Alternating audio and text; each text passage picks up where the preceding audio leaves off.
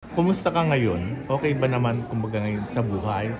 Okay naman, busy ako sa pangalawang baby ko. Oo. And pag wala naman ako sa bahay, andun ako sa mga racket. Then, actually, I did a lot of indie na pelikula. Yung isa ongoing, yung kasama ko sila Baron, saka si Beauty. And then, I did an indie with sila Cedric Adolf, yung kila Carlo Aquino, kila Cristina Reyes. So, puro indie yung ginawa ko. Nung nawalan ako ng kontrata with sa GMA, puro indie yung ginawa ko. So, kasi lahat ako tinatanggap ko lahat ng trabaho.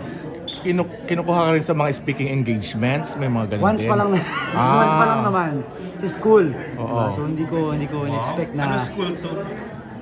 Lasal pero Santosa, basta Lasal. Cavite. Hindi. Dito lang sa Manila na Lasal. Sabi ko, totoo po ba? Seryoso po ba? Ako rin as guest speaker. Totoo naman. Ano yung topic mo?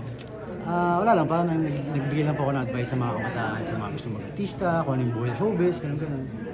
Hopefully, meron naman silang tutunan. Mark, anong mamimiss mo kayo, Manay Lol?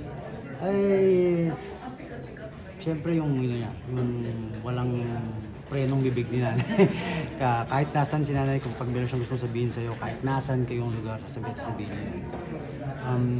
Pero basically, pag inisip mo, yung ginagawa ni nanay, sa lahat naman sa amin, lahat sa mga alaga niya, is ganun siya, hindi niya para ipahiya yung mga alaga niya, hindi para parang iparamdam na importante ka sa kanya.